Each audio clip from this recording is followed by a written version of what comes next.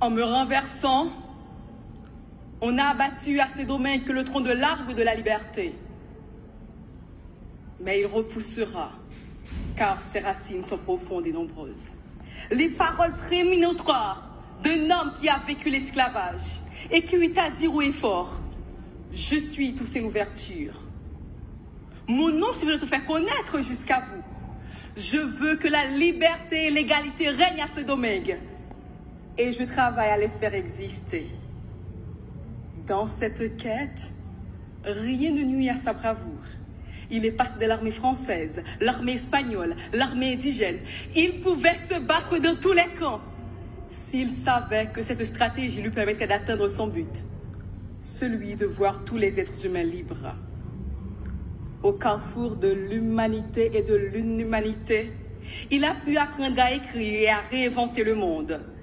Il est l'un des artisans de cette révolution anticolonialiste et anti-esclavagiste qui a permis à l'époque des empires la naissance de la première république noire au monde. Mais ces dernières semaines, la France a commémoré la mémoire de son empereur. Elle a aussi inauguré un jardin en l'honneur de Toussaint Louverture, où il est écrit « Général français ». Mais a-t-elle suffisamment rappelé sous les ordres de qui Toussaint Louverture a été arrêté, déporté en France, qu'il a été enfermé dans les geôles glaciales du Fortejou? Sait-on assez que c'est ainsi qu'est mort celui qui pour tout un peuple représentait l'espoir? Mes compatriotes haïtiens auraient aimé entendre dire que Toussaint leur appartient, tout comme la France clame qu'il est son citoyen.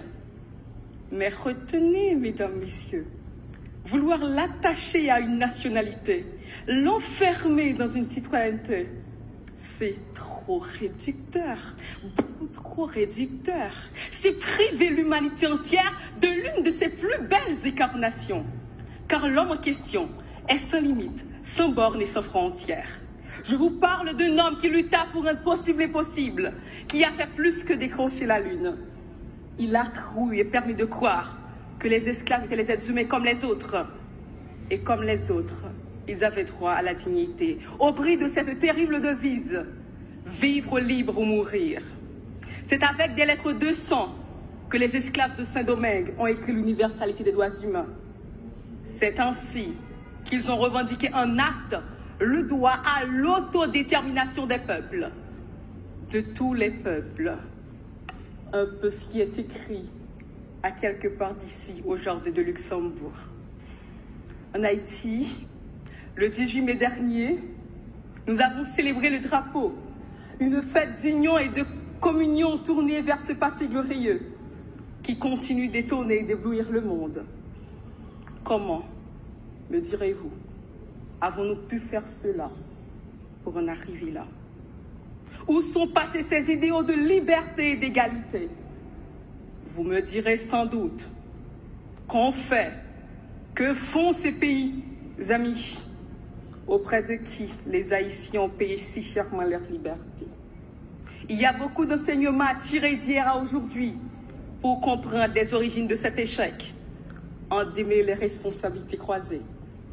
Il y a beaucoup à faire pour à nouveau faire fleurir l'arbre de la liberté. L'œuvre de Toussaint nous parle encore aujourd'hui, car chaque action consciencieuse, chaque manifestation, chaque mobilisation, chaque revendication pour le respect de la dignité et de l'intégrité humaine est imprégnée de l'idéal louverturien. Toussaint Louverture n'est pas seulement une part d'un peuple en particulier, mais du monde entier. Mesdames, Messieurs, je ne vous le ferai pas comme ces éloges funèbres qui consistent à angéliser les démons une fois morts. Je ne vous dirai pas que mon Toussaint, notre Toussaint a été un saint, et qu'il n'a eu que des forces et aucune faiblesse. Au contraire, son personnage divise encore, même dans les profondeurs du nationalisme haïtien. Il a souvent été incompris et parfois incompréhensible. Il a fait des erreurs, il s'est trompé, il a compris, il s'est battu. Mais son rêve de liberté a été concrétisé avec l'ultime bataille de Vertières, le 18 novembre 1803, avec ses Racines, Dessalines, Capois-la-Mort et les autres. Un exploit qui a ouvert la voie à la libération de plusieurs peuples dans le monde. Mesdames, Messieurs, soyons des porteurs d'espoir. Et je termine mon éloge à Toussaint en universalisant la devise du Panthéon. Aux grandes femmes et aux grands hommes, l'humanité reconnaissante. Je vous remercie.